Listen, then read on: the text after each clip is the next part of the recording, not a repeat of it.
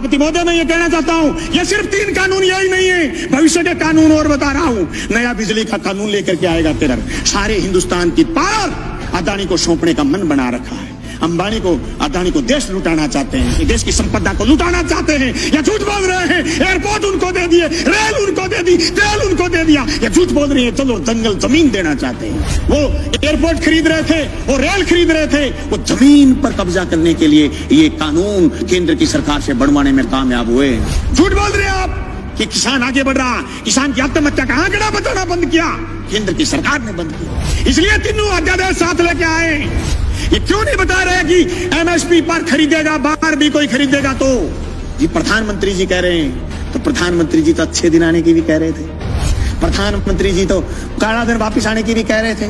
प्रधानमंत्री जी तो 15-15 लाख खाते में आने की भी कह रहे थे। प्रधानमंत्री जी तो 2 करोड़ रोजगार की भी कह रहे थे। देश में सिर्फ दाढ़ी बढ़ाने से कोई रविंद्रनाथ टैगोर नहीं हो जाता, सिर्फ इनकलाब बोल देने से भगत सिंह नहीं हो जाता। आप कह रहे हैं आंदोलन नहीं है, गलत कह रहे हो आप। दावे के साथ कहता हूं, केंद्र की उस मंशा को हम कामयाब नहीं होने देंगे। हम जेलों की तकियों की रोटी खा खा करके विधानसभा पहुंचे। मजाक नहीं है जो आपके कानून लागू कर दोगे। आप कह रहे हो आंदोलन नहीं है। आंदोलन की बात कर रहे हो, रड़क पार देंगे रड़क, पर तुम्हारे काले कानून किसी भी रूप में लागू नहीं होने देंगे। जमीन उसकी होगी जो जमीन जोतेगा। जमीन अदानी और अंबानी की नहीं होगी। सड़क पर करेंगे, लड़ेंगे, सीने में गोली खाएंगे, पर जमीन नहीं जाने देंगे। ये मजाक नहीं कि आप ये कह दो किसी आदमी से कि तेरी जमीन मैं ठेके पर ले आऊंगा, जमीन ठेके पर ले ली, और फिर उसको ये कह दो जैसे पेप्सिको ने पंजाब में कहा था कि आलू बोलिए 1 साल खूब खरीदे। दूसरी बार फिर किसानों ने आलू बोए, कॉन्ट्रैक्ट कर लिया, आलू ज्यादा पैदा हो गए, पेप्सिको खरीदना नहीं चाहती थी, एक कड़ा ले आए, कड़ा, और इस कड़े के अंदर से जो आलू गुजरेगा हम तो सिर्फ वही खरीदेंगे। आलू सड़क पर गया, टमाटर सड़क पर गया है। आवश्यक सेवा वस्तु अधिनियम खत्म करने का परिणाम यह आएगा कि 200 रुपए किलो आलू चला जाएगा, प्याज चला जाएगा, टमाटर चला जाएगा, महंगाई आसमान छू जाएगी, इनके हाथ कट जाएंगे। जो कानून आपने मंडी तोड़ने का लेकर के आए हो, मंडी टूट जाएगी, खरीदार नहीं बचेगा, दर दर की ठोकर खाएंगे। किसान के पास जब खरीदार नहीं होगा, जिन्स कोई खरीदेगा नहीं, वो खेती से मोह भंग हो जाएगा। जमीन छुटाना चाहते हैं, लक्ष्य जमीन छीनना है। सभापति महोदय, 1967 में हरित क्रांति हुई, देश के किसान ने अन्न पैदा किया, अन्न खरीदने के लिए सरकार आगे आई, उन्नत खाद, बीज, ये सारी मदद सरकार ने करी। सरकार ने बैंकों का राष्ट्रीयकरण किया, किसान को सस्ते में कर्ज दिया, सरकारी कंपनियां स्थापित की गई। रशिया की मदद से देश में उन्नत फार्म स्थापित किए गए। 1990 के दशक में आते आते हिंदुस्तान की ताकत ये बन गई थी कि हम खाद्यान्न के बदले इराक से तेल लेने लग गए थे। उसी तेल की ताकत से हिंदुस्तान में उद्योग आगे बढ़ा। 1991 के बाद विश्व बैंक की दादागिरी दुनिया में बढ़नी शुरू हुई। 1993-94 में हमारे देश के उस समय के विपक्ष के नेता जब अमेरिका में गए तो ये कह के आए कि जो नीतियां मनमोहन सिंह जी लागू कर रहे हैं ये तो हम लागू करने वाले थे। ये तीनों अध्यादेश जो केंद्र लेकर के आया है, जो कोरोना के संकट में लेकर के आया है, जो रात के अंधेरे में लेकर के आया है, जो बहुत प्रचार करने की जरूरत थी, उस प्रचार की बजाय दबे पांव लेकर के आया है। जो एफडीआई से बाजार काबू में नहीं कर पाई केंद्र की सरकार, पूंजीपति काबू में नहीं कर पाया, यह आवश्यक सेवा वस्तु अधिनियम तोड़ करके बाजार पर काबू करना चाहते हैं। कि मंडी से बाहर जो ग्राहक बता रहे हैं, किसी ने नाम नहीं लिया सुबह से कि ग्राहक मंडी के बाहर कितने किलोमीटर दूर खड़ा होगा, ग्राहक कौन से गांव में खड़ा होगा, ग्राहक किसान की फसल खरीदने के लिए किसान के खेत जाएगा या उसकी डोर जाएगा या फिर गंगा जी के घाट पर जाके खड़ा हो जाएगा और यह कहेगा कि मैं तेरी जींस 1000 रुपए क्विंटल में खरीदूंगा, देनी है तो दे, नहीं गंगा जी में डाल दे। यह आश्वासन आज तक, जून से लेकर के आज तक किसी ने दिया नहीं।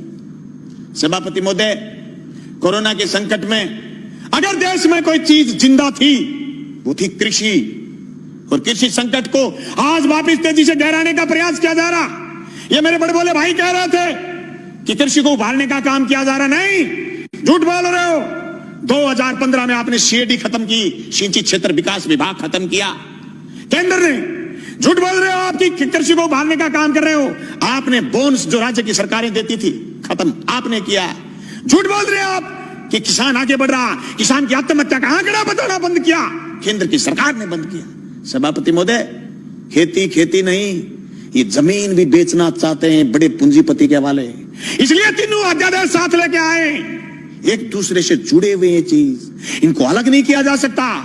ये क्यों नहीं बता रहे कि एमएसपी पर खरीदेगा, बाहर भी कोई खरीदेगा तो जी प्रधानमंत्री जी कह रहे हैं, तो प्रधानमंत्री जी तो अच्छे दिन आने की भी कह रहे थे, प्रधानमंत्री जी तो काला दिन वापिस आने की भी कह रहे थे, प्रधानमंत्री जी तो 15-15 लाख खाते में आने की भी कह रहे थे, प्रधानमंत्री जी तो 2 करोड़ रोजगार की भी कह रहे थे, पर हुआ तो नहीं।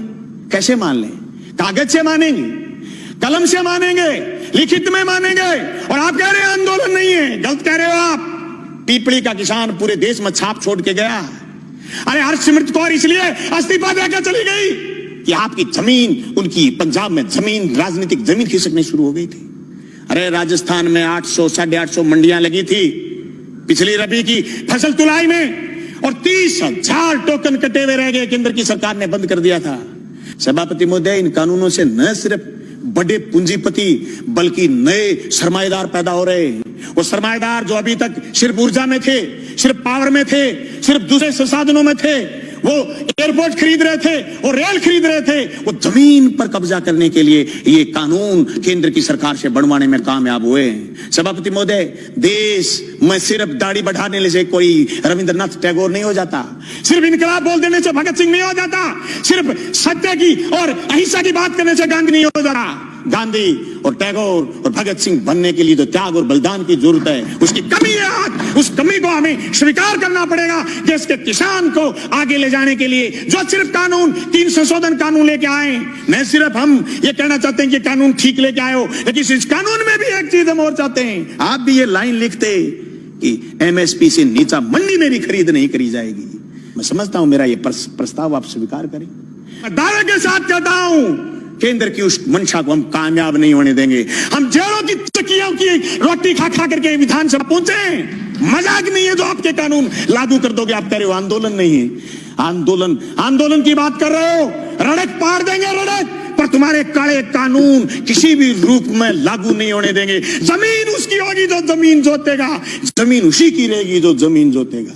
जमीन अदानी और अंबानी की नहीं होगी, मंडी उसी की होगी जो मंडी में काम कर रहा है।